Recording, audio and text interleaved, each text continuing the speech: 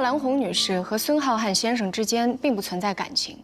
法律规定，遗嘱内容必须得符合遗嘱人的真实意愿。虽然原告和遗嘱人为法定配偶，但是遗嘱人早就已经表现出对这段婚姻的失望。你这句话没有事实依据。有，孙浩瀚先生在结婚后不久就发现原告嫁给自己是因为贪图富贵，于是就对原告产生了厌恶之情。孙先生每日忙于工作，但是连过年都不回家，情愿到弟弟家去和自己的儿子孙然一起过。过年是我们双方共同做的约定。孙然的母亲在除夕之夜去世，所以每年春节我丈夫都要回去陪她。那难道你作为后妈，我也有我自己的亲妈。我妈妈是个单亲母亲，一个人把我和我妹妹2个人抚养长大很不容易。我妹妹在我婚后不久就出国读书了，所以每年春节我都要回去陪我妈过年，要不然她就只能一个人过。这也是我跟孙浩瀚在婚前就做的约定。平时我们的生活都在一起，但是每逢过年，我们就各回各家，各自陪伴生命中其他重要的亲人。被告代理人，这是他们的婚前约定，不能以此来攻击他们夫妻的感情不好，更不能据此对原告进行人身攻击。审判长，孙浩瀚先生对原告早有提防，甚至一度怀疑原告之女并非自己亲生，所以在重病之际将所有的遗产交给自己亲弟弟继承，这也是在情理之中的。审判长，他这是在诬陷，涉嫌人身攻击。被告代理人，你有什么证据吗？有。医院的医护人员从来没有见过原告，讨论治疗方案都是与我的当事人，也就是原告丈夫的亲弟弟孙超越先生进行的，所以所有的治疗方案，包括病历上的签字，都是我的当事人所签。我先生住院以后，你的当事人跟我说，医院建议我和孩子暂时不要去探视，因为我丈夫见到我们可能会激动。之后我们坚持要去探视，他又说我丈夫已经转院，至于转去哪个医院，又坚决不肯告诉我们。这些我都有证据，我们家保姆都可以作证的。你自己也是律师，你应该很清楚，如果你真心想去医院探望你病中的丈夫，那么我的当事人怎么阻碍得了呢？而真实的原因是，你知道你丈夫并不想见你，而且他的家人知道你是一个什么样的女人。你之所以嫁给一个比自己大15岁的男人，你是因为钱。你在胡扯！我有证据。这有2张结婚请柬，第一张是蓝红女士与罗宾先生的结婚请柬，时间在前；第2张是蓝红女士与孙浩瀚先生的结婚请柬，时间日期在后。这2张结婚请柬时间只差1个月，那是什么原因让你突然间决定嫁给后者，一个比你大15岁的男人呢？谁规定了一个人一生只能谈1次恋爱，只能爱1次？我多爱1次就是大逆不道了。就连继承自己合法丈夫的遗产的资格都没有，你这是哪一朝代的法律啊？我想你可能没有听清楚我的问题，那我再问一遍，我的问题是什么原因造成你决定不嫁给与自己相恋多年、即将踏入婚姻殿堂的大学同学罗宾的呢？这个问题与本案无关。有关。性格不合。不，是因为罗宾的父母出资为你们购置了婚房，而你要在房产证上写上你和你母亲的名字，你要霸占别人的房产，目的落空了，你恼羞成怒才火速嫁给了孙浩瀚。你以为男人傻吗？你以为你丈夫会相信你是因为感情而嫁给他吗？你骗得了他一时，你骗不了他一世，所以你不会得逞的。如果所有的遗产都被你继承了，他会死不瞑目的。我真是不明白，你哪儿来的自信，在这信誓旦旦地争夺遗产？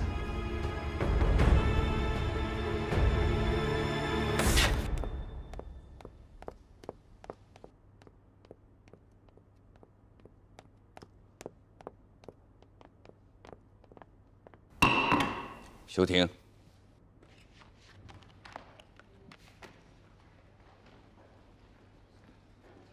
你有点过分了。我是为了……不管为了什么。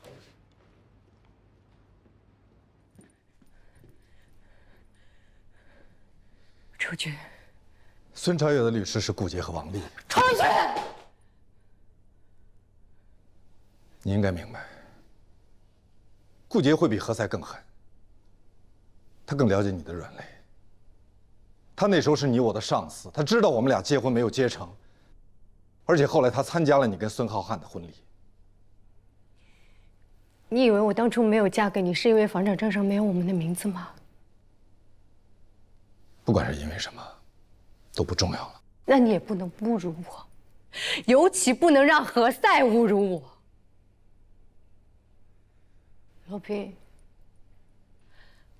当年我妈被你姐怼得心口疼，在电梯就吃了速效救心丸，这事你记得吧？这件事儿，我们不提了。我要提，为什么不提了？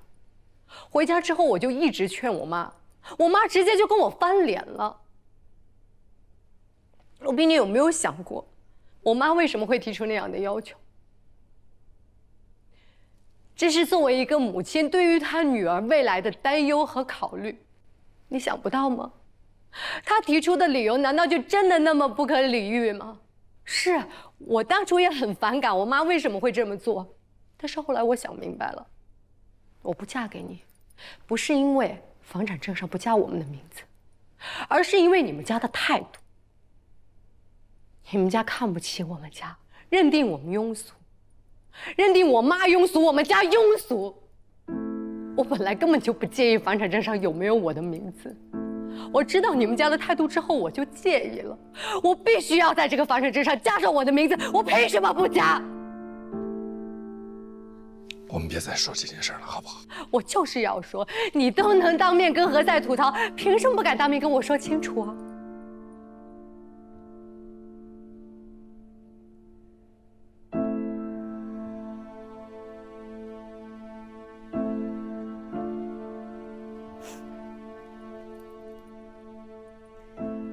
怎么不说话？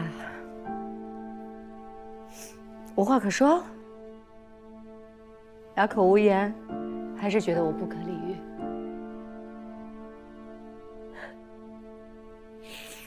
罗宾，我真的是太了解你了。你打从心底就认为，结婚一定是为了真爱，而真爱不应该谈钱。我们家跟你谈钱了，就辱没了婚姻，辱没了真爱，也辱没了你。你多骄傲的一个人啊！你根本不会允许有一个女孩要嫁给你的时候，居然敢跟你提在房产证上加名字的事儿。我敢保证，你当下就对我非常失望了。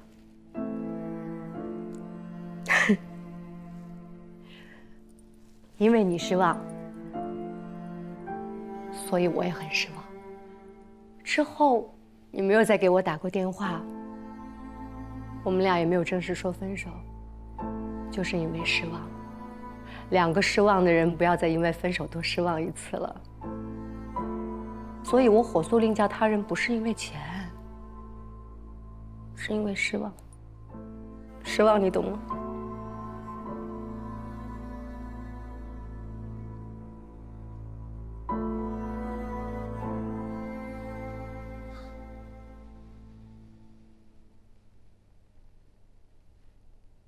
你不能说那个。为什么？你太振振有词了。你的振振有词会让别人对你产生反感。无论你多占理，就像你刚才对我那样，咄咄逼人，长篇大论。所以别人一定会认为这个女人太厉害了，太凶了，太爱钱了，所以才会跟她的小叔子去争财产。那是我应得的，他是我丈夫的遗产，我跟我女儿是法定顺位第一继承人，他弟弟不是。我相信，但是他弟弟有遗嘱，你没有。遗嘱继承优先于法定继承。我不相信。我没看见，就算是有，就是假的。所以我才说，我会把法庭辩论的核心放在遗嘱的真假上，而不是你们夫妻感情的真假上。你什么意思？无论谁是孙超越的律师，他都一定会想办法证明你不是个好妻子。你让你的丈夫失望，以至于他在病重的时候都不愿意见到你，所以他才会立下遗嘱，把所有的一切都交给了他的亲弟弟。如果你出庭，他们一定会想尽一切办法羞辱你，就像何塞刚才做的那样。就算我不出庭，他们也一样会那么说我的。所以我才会说，我会把辩论的核心放在遗嘱的真假上。蓝红，我是你的律师，你可以不用出庭，不用面对他们，你应该相信我。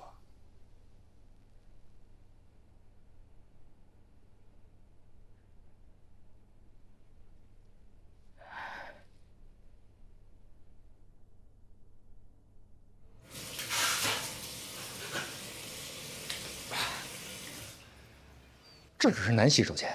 所以这里没有摄像头。对不起啊，刚才我对你姐姐帅爆了，棒极了！我都是见我的姐姐把别人怼得体无完肤，我第一次见她是被别人怼成筛子。你是在给我点赞。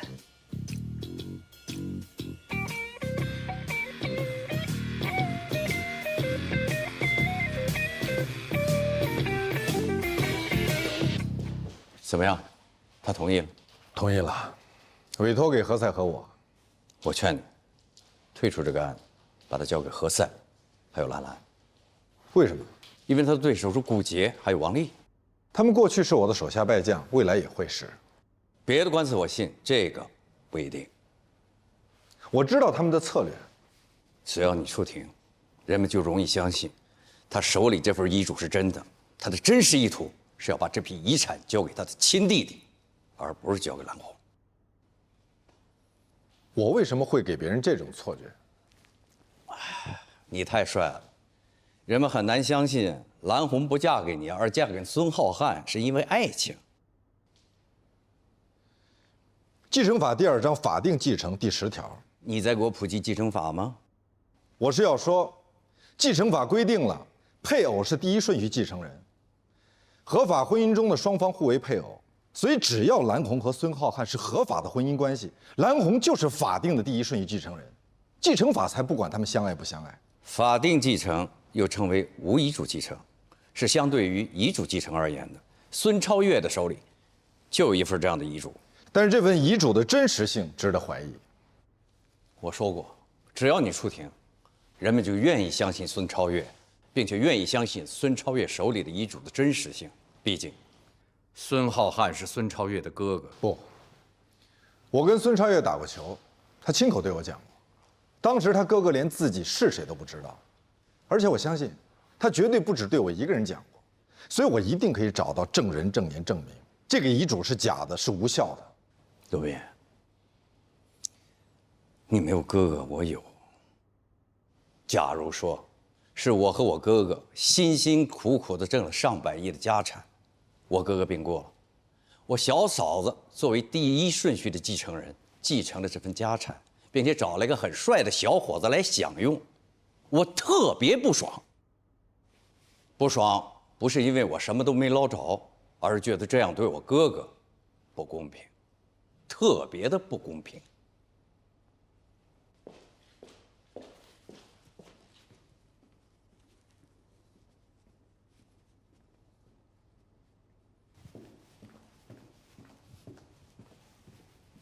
你跟兰兰代理蓝红的案子，兰兰对，有什么问题吗？没有，只是罗宾跟我是搭档，我不能就这样甩掉他。他有其他的案子。啊，懂了。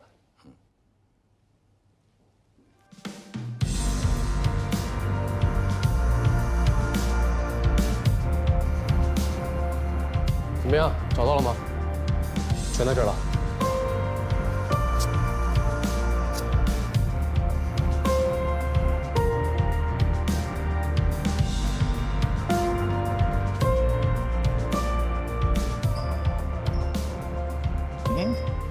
也就是说，从孙浩瀚住院到转院这段期间，一直是他弟弟在照顾，你们没有见过他的妻子啊？对呀，每次家属签字都是他弟弟签的呀。那您这其他的护士有没有怀疑过，为什么他的妻子从来没有露过面呢？这个情况啊很常见，现在很多夫妻呢感情都不好，巴不得老公啊早点死。你在这干什么呢？我来了解一下情况。啊，你好，两位有什么事儿？你好，我们是全景律所的律师，我们过来了解一下情况。啊，不好意思啊，马上要交班了啊，我们聊。何塞老师再见。张小天，啊，你不适合做律师这个职业，你不如趁现在年轻换一个职业。打官司是一项对抗性非常强的一项活动，也不适合你。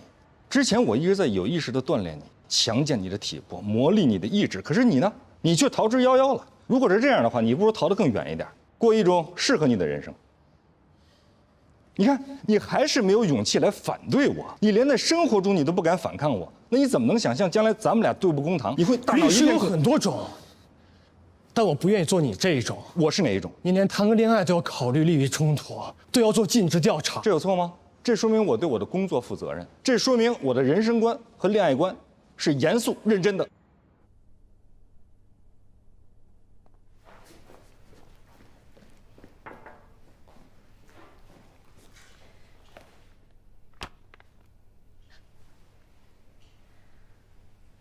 有什么事儿吗？我明天想请半天假。没问题，我是去去哪儿都可以，不用向我汇报。您现在有空吗？你说，有这么一件事儿。说。我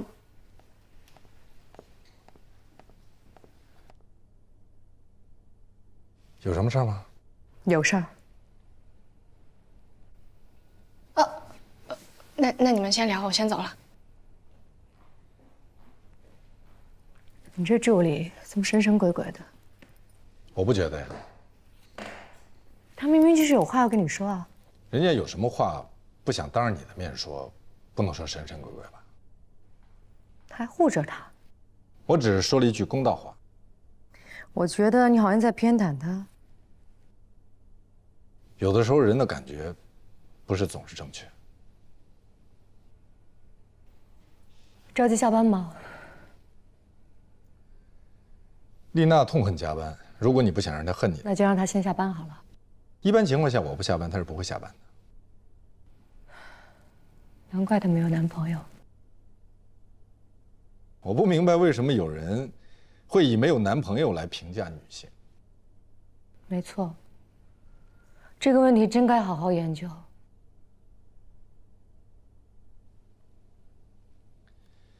如果没什么事儿的话，有。你说。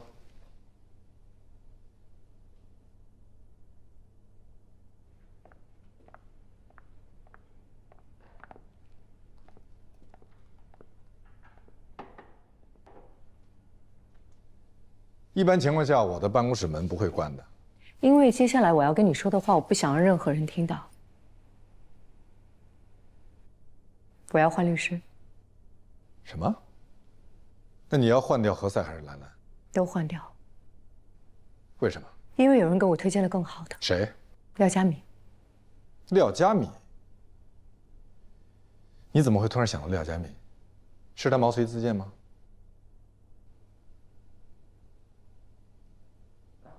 到底怎么回事？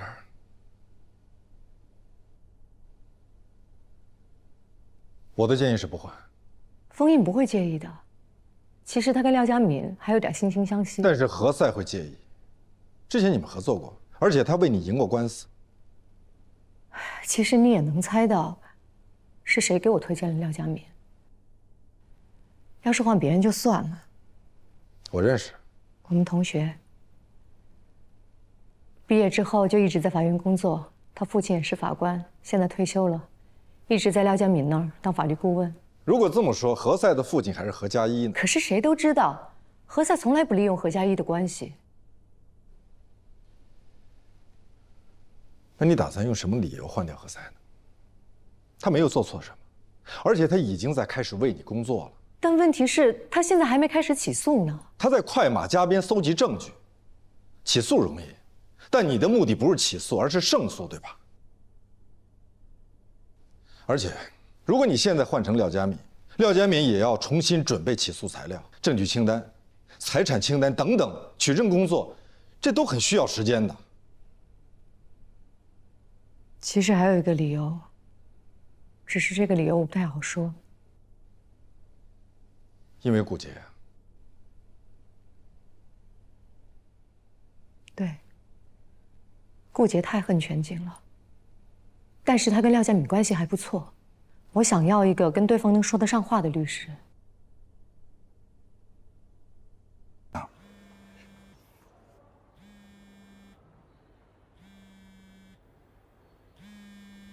是我姐，不重要。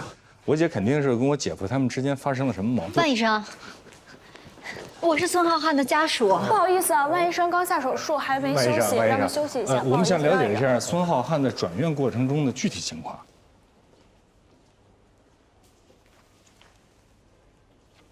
这不都写着呢吗？反复跟患者家属（括号患者弟弟）讲述病情和治疗可能发生的巨大危险。那么患者家属呢表示理解，强烈要求出院。对于出院途中可能出现的一切风险，他们表示知情，并愿意承担一切后果，签字为证。这就是当时实际情况，你还要了解什么呀？不，我是想了解一下，就是说这个反复强调，这反复是多少次呢？还有就是，具体的，他们对方是怎么反应的呢？你谁呀？啊，这是我的律师证，还有我的介绍信，你看。对不起啊，麻烦让一下，让一下。万医生，万医生，喂，你好，全景罗宾办公室。啊？如果你有事，你可以先下班。我跟罗宾的事还没谈完呢。刘英梅走了，什么走了？过世了。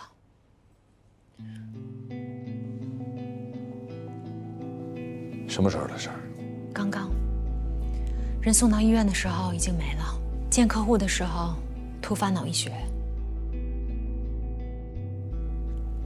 那他这算是工伤事故还是以身殉职啊？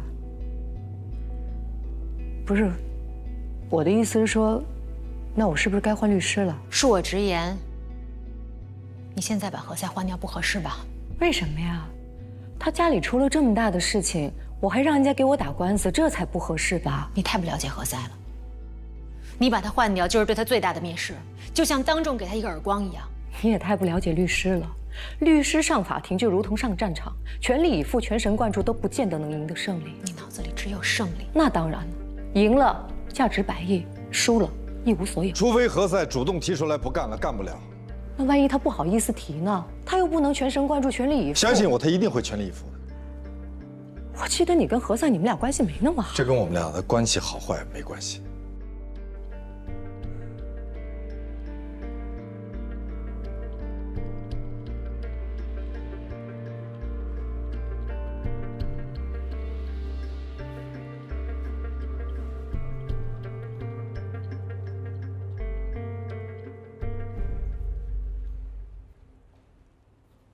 我刚才是不是太不近人情了？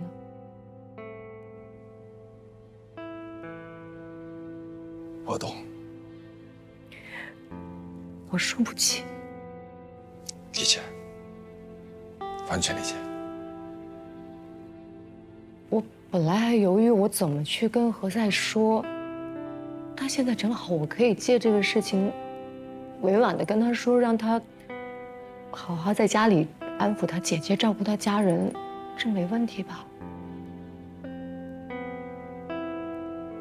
你让我想想，我会想出办法的。什么时候？明天。明天。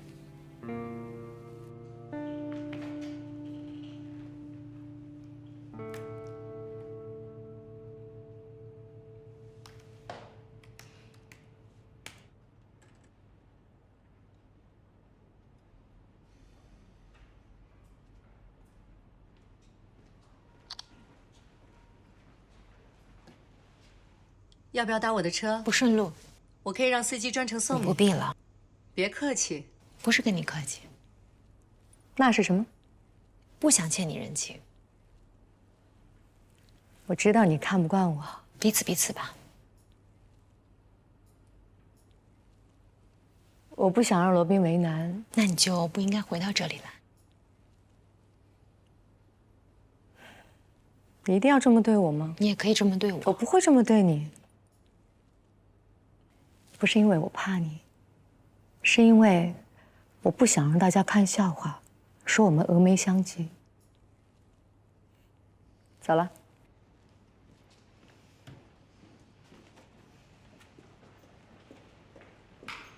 如果他一定要换掉何塞，这事儿你不要掺和。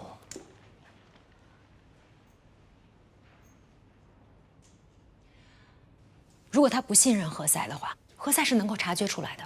何塞又是一个容易跟别人较劲的人。何塞是一个律师，他应该早就习惯了客户对他的质疑。我说的不是何塞，我说的是蓝红。没有人愿意接他那种客户。有的，有人想接或者肯接他的案子，这毕竟是100亿标的。那都是为了标的去的。丽娜，你不是一个刻薄的人。对，我不是，但我是一个爱憎分明的人。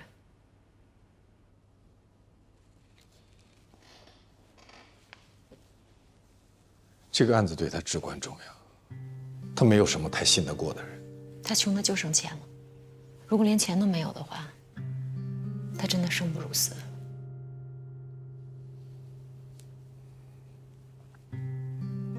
我帮你叫台车吧，你最近太辛苦了，早点回去休息。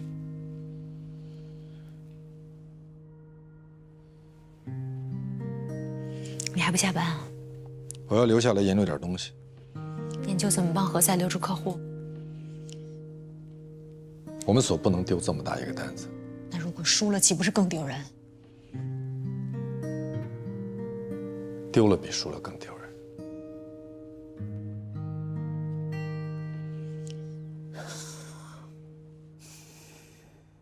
刘英美公司的小孩问问我们能不能帮着联系一下何塞，说他姐姐找不着他。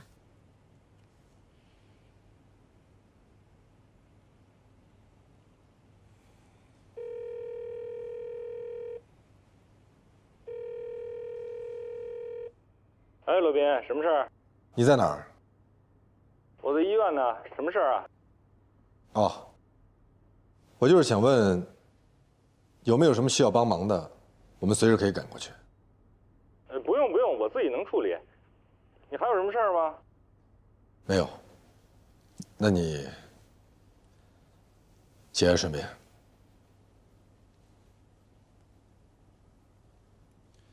他在医院，应该已经联系上了。什么叫节哀顺变呀？这不就是上医院来取个证没取利索，还节哀顺变呢？罗宾还挺关心你的。他这人啊，平常看着不近人情，但实际上呢，他是有这个煽情恐惧症。煽情恐惧症，你发明的？丽娜说的。而得这种病的人啊，他特别害怕别人对他表达真情实感，比如感谢呀、感激呀、掏心掏肺的话。他一旦听到这些东西吧，他就会浑身的难受啊，他就会恐惧，会尴尬。乱七八糟。你慢点，这地。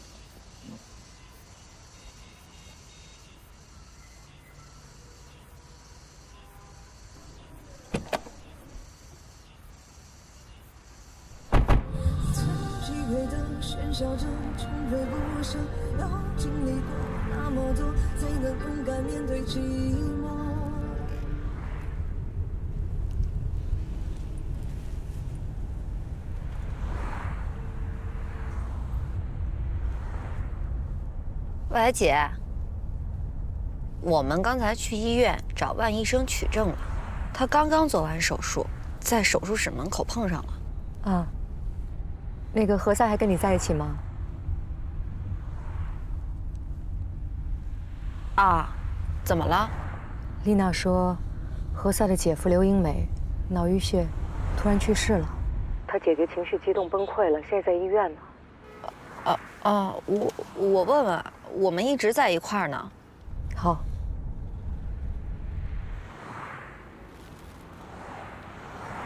怎么了？你姐是不是不信任我呀？没有，她想混律师吧？你别多想啊。我没多想，我听说了。我听说人家给她介绍了廖佳敏。刚才在手术室，你姐给你打了个电话，你没接。不，你不用跟我转移话题。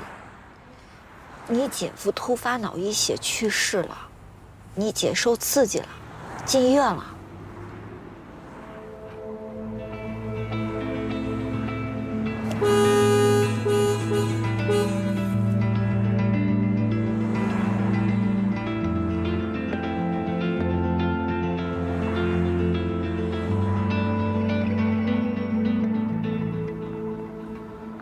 那孟小雨的事儿，你打算怎么办啊？我觉得你得想办法，不能让他来。这同事关系和其他关系不一样。说实话啊，这同事比好多夫妻在一起的时间还长呢。你们俩在一起时间久了，他想了解你，他东打听西打听，再把你好多事情给打听出来。你说我要不说实话吧，我就说我没有文凭，怎么了？对不对？千万别。为什么呀？你想啊，连我都知道你在全景，那是因为罗宾罩着你。罗宾想让所有人都感觉你很有神秘感，很有背景，就是不想让别人去深挖你去。你自己坦白了，那不等于直接打罗宾的脸？可是如果孟小雨她知道这件事情的话，她知道，她早就说了，所以她肯定什么都不知道。只要她不来，你们不朝夕相处，就什么事儿都没有。再说了，那现在谁有时间去打听跟自己没关系的事儿啊？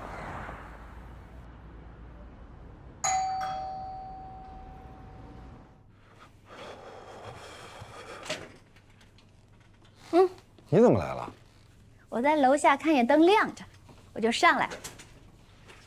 你不会专门跑到我家楼下来看看我家灯亮没亮吧？我是顺道。顺道？你去哪儿啊？顺道？我看你们小区的房子。看房子啊？嗯。为什么看房子啊？我呀，觉得我们家太小了，我想结婚以后啊，换一个大点的。你要再婚啊？罗宾同志，再婚不丢人吧？不丢人，当然不丢人。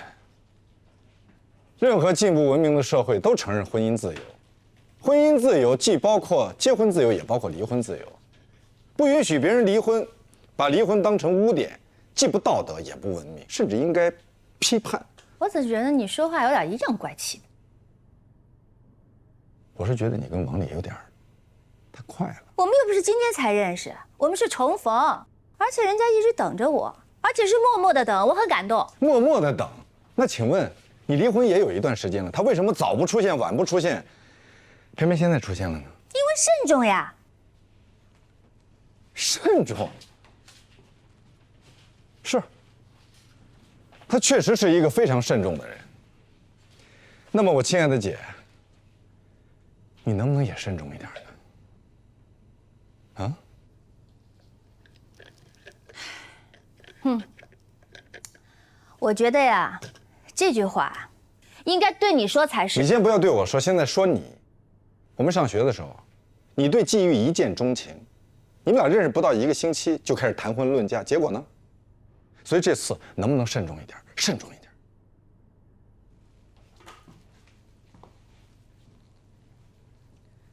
蓝红又回全景了，而且老去你办公室跟你谈工作，一谈就是几个小时，而且老在你下班的时候跟你谈。丽娜说的。那就是真有这回事喽。你能不能不要听丽娜胡说八道？我听别人说的，跟人家丽娜没关系。那你就是道听途说。不管你信不信，我告诉你，蓝红就是一个贪得无厌的人。国旗同志，你能不能留点口德？这个浩瀚超越这个公司是人家兄弟俩一起打拼下来的，他干什么了？他告人家小叔子霸占家产，这告得上吗？他是孙浩瀚的合法配偶，而且他们俩有一个女儿。无论如何，让一个合法配偶零继承，这是不公平的。我觉得挺公平的呀。他这种人，靠男人不劳而获，我觉得就应该这种下场。我跟你说说他们家的事儿啊。这个孙浩瀚的前妻死得早，当时他儿子才1、2岁，这孩子从小就跟他弟弟一起过。换句话说，他的亲弟弟孙超越跟他一起打拼的这个公司，哎，你蓝红半路杀进来，然后给他生个女儿，这个家产就是他的了。我再告诉你哦，他们都说啊，这个孙浩瀚的这个女儿啊，不是他生的。我确定你是被王丽给洗脑了。我确定你被蓝红洗脑了。你爱听不听，我走了，离他远点啊，免得雷劈他的时候顺便带着你。走了。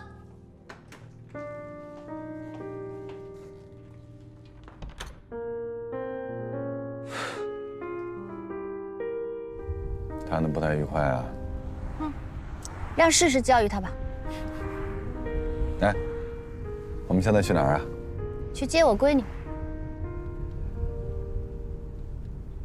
你跟季玉说了我们的事儿了吗？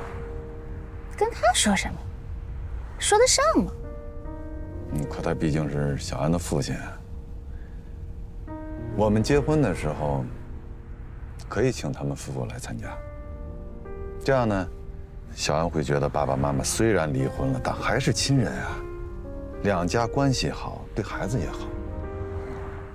而且我也想过了，小安呢，可以一直叫我王丽叔叔，季玉呢，永远是他的父亲，我永远是他的叔叔。小安有一个爱他的父亲的同时，还有一个爱他的叔叔。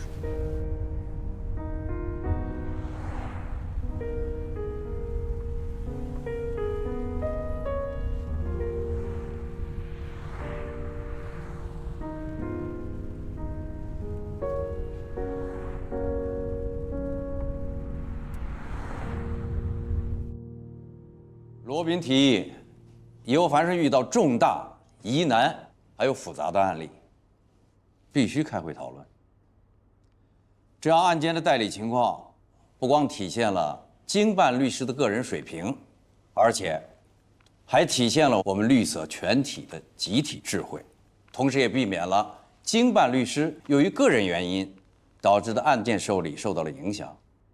我觉得这是个非常好的提议。案件是谁办理的？是律师，律师也是人，人就会受到情绪的波动，造成情绪波动的影响有很多方面，比如个人家庭、个人的身体健康状况等等等等。我怎么觉得这个提议针对性很强啊？啊，不，何塞，你经手的案子确实符合这几个条件，但是现在罗宾手里类似的案子非常多，不是针对你。但是要从我开始，对吧？你总是这么一语中的。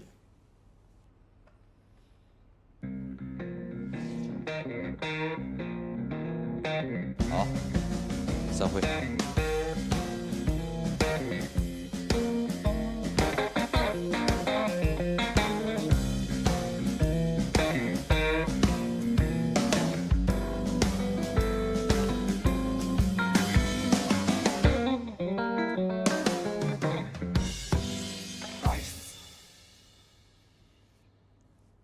罗宾他这是针对我，他这是在帮你，帮我，他是要插手我的案子。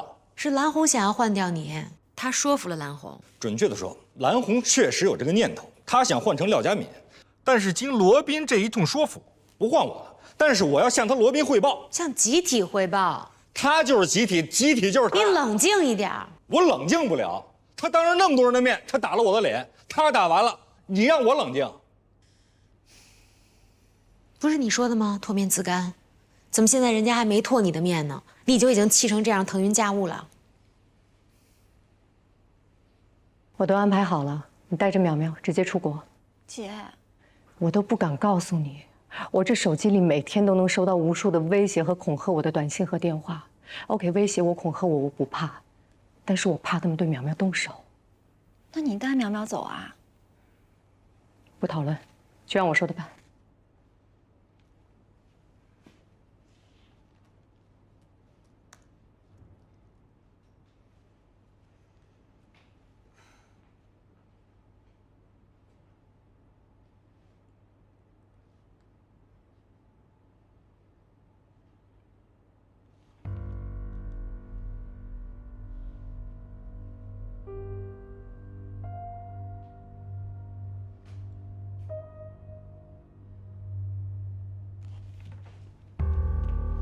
所有事情都会解决的。我等一下打给你。你怎么了？自己看。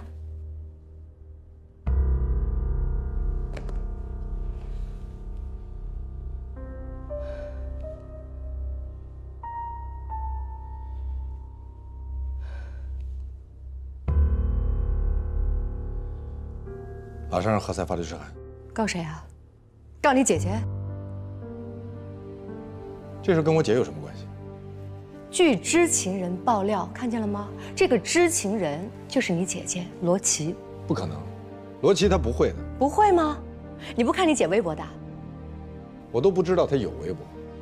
看清楚了，采樊琪琪这个就是你姐。她在上面骂我说我从小就爱钱，爱有钱人，抛弃了英俊潇洒的男朋友，转而攀了高枝，嫁给了这个什么黄土埋半截的有钱客户。法官判又不会根据谁在微博上说了些什么。是，你姐这个微博明显就被人指导过的。你能不能冷静一下？我不能冷静，我告诉你，现在每分钟就有人跑到微博下面蜂拥而至的骂我，我都被骂上热搜了，你看不见啊？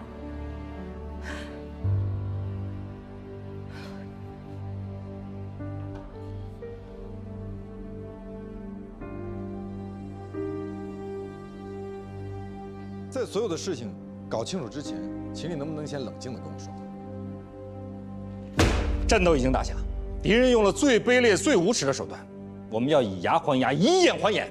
他们这是诽谤啊！我一定要告到他家破人亡。不什么意思？不，就是因为采樊琪琪是罗琦，也就是罗宾律师的姐姐。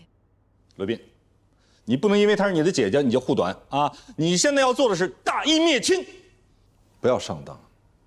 不要乱了手脚，好吗？我们要清楚我们现在自己的首要任务是什么，到底是要告孙超越还是采樊琪琪？这两者不矛盾。那好，如果我们先告采樊琪琪，那么所有人的眼光都会被吸引到这段梦断豪门上。更关键的是，采樊琪琪用的是春秋笔法，说的是自己的亲身经历，很难构成诽谤。他这是在侮辱我。不。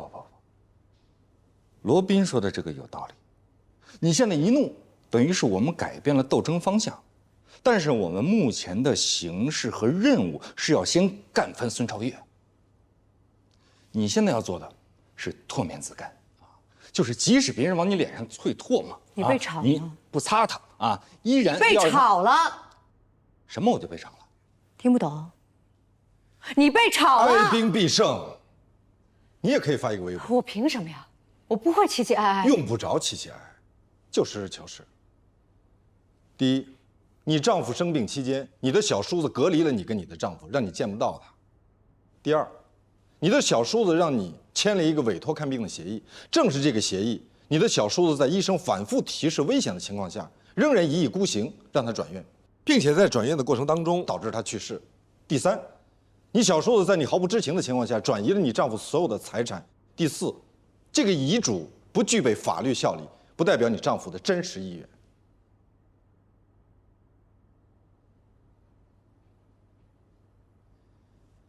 我可以去给平台发一个律师函，让他们删帖，不许转发。平台一般不敢惹这样的麻烦。然后我会再组织一拨人来采访，题目就叫做“百亿富豪突然离世，财产被算计，100亿资产零继承”。最关键的是，马上申请诉讼保全，让孙超越1分钱都动不了。他是生意人，这会对他形成致命的打击。好，这得去办。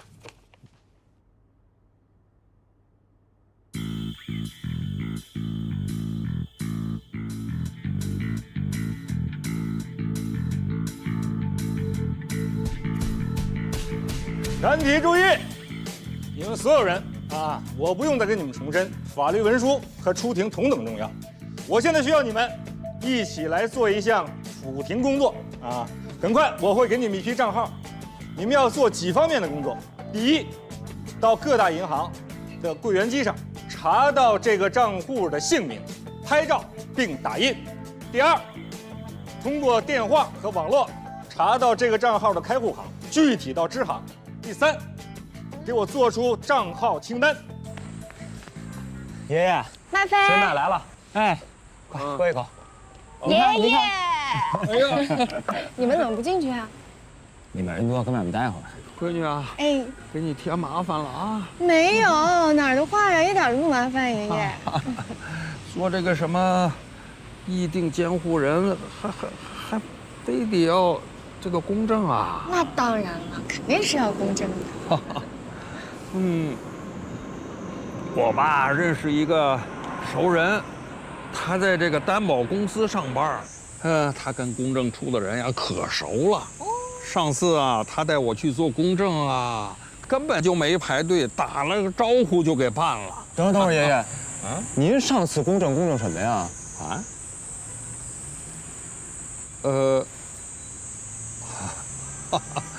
哎呀，按说我不应该跟你们说这些的。什么事儿啊，爷爷还不能跟我们说？这是国家机密，不能泄露的。爷爷，您跟我们说没事儿的，我们一定会保守国家机密的。没事啊？没事儿。能说？能说，爷爷您说吧。哦，是这么回事儿。前些日子吧，我突然接到公安局打来个电话，他们说我搅进了一桩什么大案子里头。我说我都这样了，我还搅进什么大案子？他们说公安局马上要来查封我的房子。我一听我急了，我说你们查封了我的房子，我住到哪儿去呀？他们说也可以呀，让我先交一笔保证金。我没钱呐，我说我没钱呐。他们说还有另外一种方法，就是把我的房子呀，抵押出去。那您就答应了？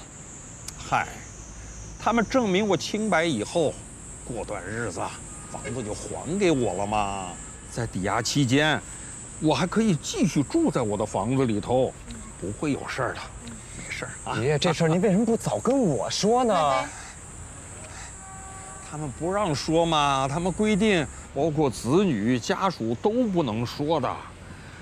我，这是保守国家的秘密。爷爷，我们都是律师，我们接受过保密教育，有为客户保密的义务，所以这事儿您可以跟我们说，没事儿的，您接着说吧。他们让我去找一个人，这个人呢是做担保的，叫小江，是他带着我去公证处把房子做了公证的。那这个公证的内容在哪儿啊？能不能让我们看一下？都在这儿呢。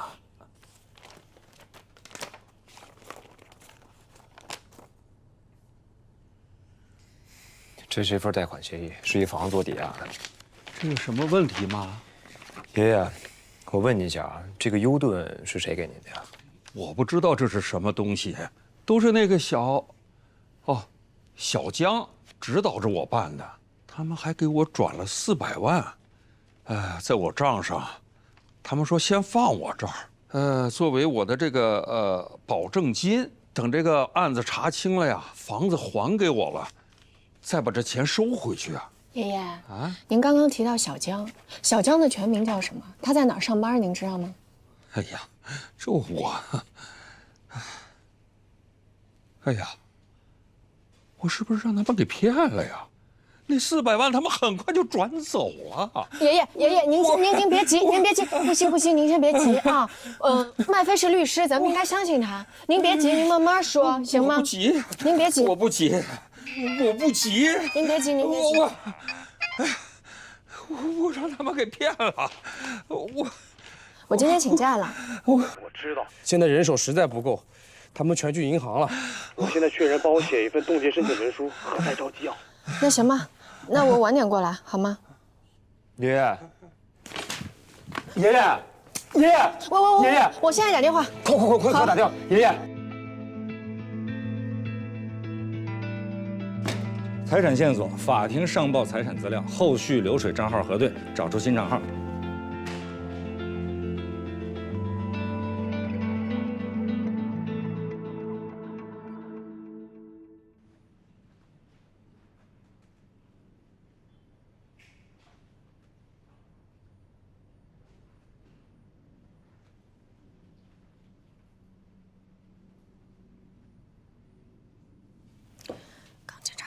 说的啊。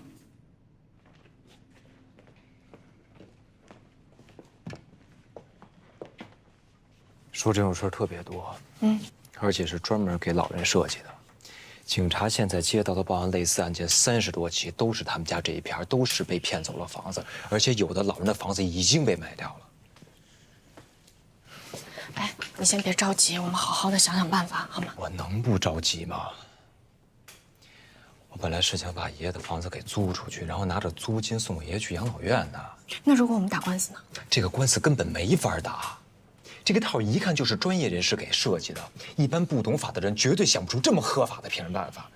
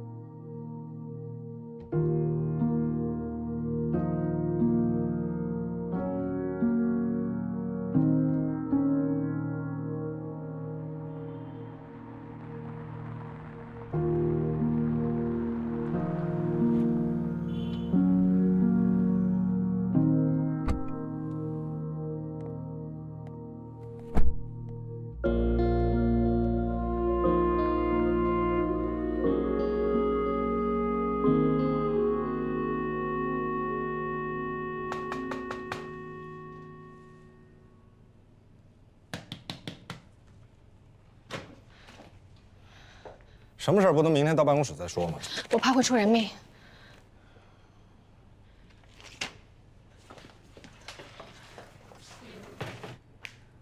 这个套真的是太合法了。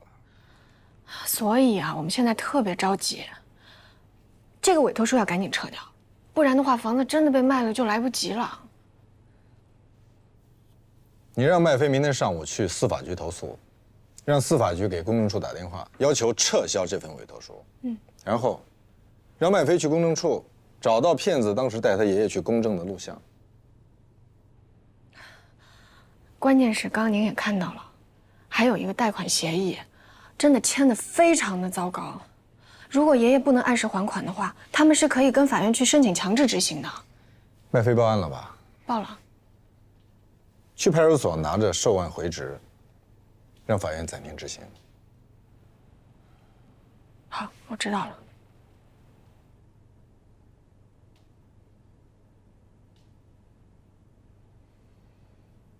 还有事吗？没事儿。那个罗老师，谢谢您，晚安。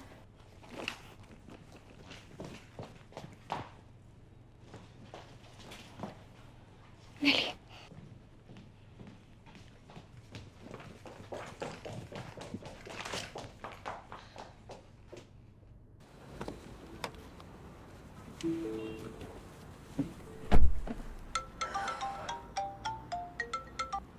喂，姐，你在哪儿呢？我这就回家。何塞给咱们找个地方住，他建议我们暂时先住到这里。我呢，把地址发给你。我觉得物业和保安还都挺好的。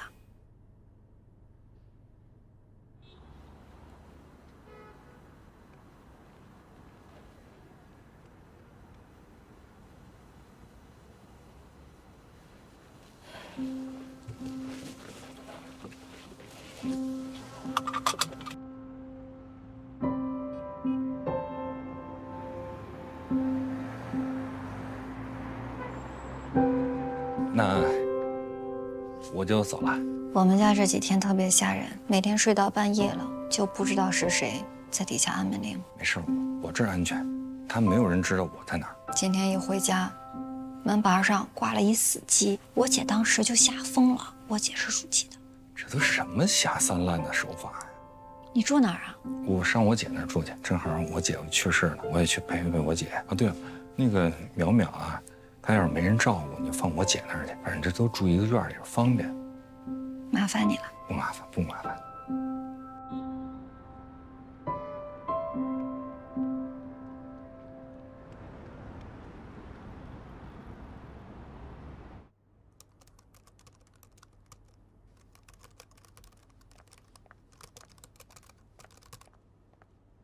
我有件事要和你说，要紧吗？和蓝红有关。如果你要是劝我别管，我昨天晚上见到原野了。如果，比如说，有人让我证明一件事情，但是我可能当时不在场，但是这件事情肯定发生过。如果我见证了，会有问题吗？什么乱七八糟的？你说清楚点，到底发生什么事儿了？孙超越的律师来找我，让我说孙浩瀚立遗嘱的时候我在场，我见证了。但是当时你没在。但是肯定有遗嘱的呀，他都给我看过。我劝你最好不要做。但是他保证我不会有问题的。别信。你不会已经……我录了，也按照他要的写了。那你现在赶紧告诉他们，不行。但是他又给我买机票，又帮我安排学校。哎，你千万不能告诉别人啊。那能不能让原野？不能，他已经后悔告诉我了，他不会替你作证的。可不可以让他？不可以，他是我的朋友，我不能出卖他。那你一定要拦住他，不能让他做伪证。拦住了，他已经拒绝了。要用电子邮件的方式拒绝。我就是这么跟他说的，他发的就是电子邮件。难道说真的不能让？不可以。好吧。对不起。不用说对不起，我还应该谢谢你，至少让我知道了他们的遗嘱有毛病，只是我暂时没有证据。你绝对不能把渊源牵扯进来。你不会不知道我的办公室有监控吧？我刚才跟你说的话都是逗着你玩的。好吧，我的确是被你逗得比刚才开心多了，谢谢。不客气。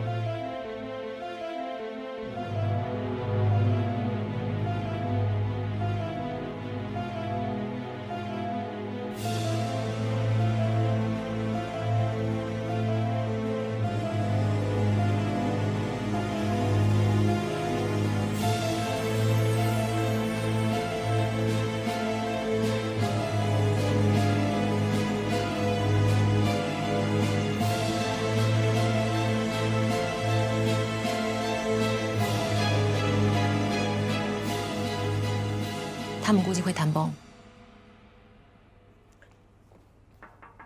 罗老师，您找我？蓝红的案子很快就会进入庭审阶段，何塞想让你去帮点忙。他们不是正在和我们聊庭外和解吗？因为我们申请了诉讼保全，所以他们不想被拖入漫长的司法过程。是因为他们输不起吧？谁都输不起，谁输了谁就是零继承。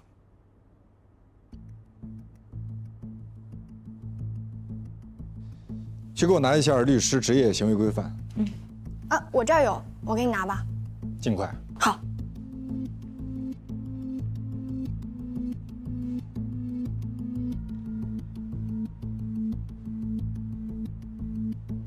我们如果要辩论，大可以上法庭上辩论，没有必要来这里。我们是带着诚意来的，庭外和解对我们都有好处。你别以为我不知道，就是你在外面抹黑我姐，说我姐是蓝金莲。你们也抹黑我们的当事人啊，把他说成是一个欺负孤儿寡母、侵占亡兄家产的人。那不是抹黑，是事实。事实是，浩瀚超越集团是孙浩瀚、孙超越兄弟俩共同创立的。不，公司是由孙浩瀚创立，弟弟孙超越是追随自己的哥哥。浩瀚超越集团的股份，自集团创立之日始，至孙浩瀚先生去世之前1周，一直是孙浩瀚先生占60%，长子孙然和其弟弟孙超越先生各占20%。为什么没有蓝红女士的呢？蓝红女士嫁给孙浩瀚先生也不是1年2年了。我姐之所以没有股份，是因为我姐夫曾经说过，我姐夫的就是我姐的。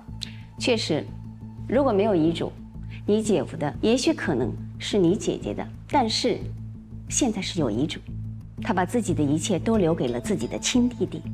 可如果真的上了法庭，你们这份遗嘱很有可能会被判作无效。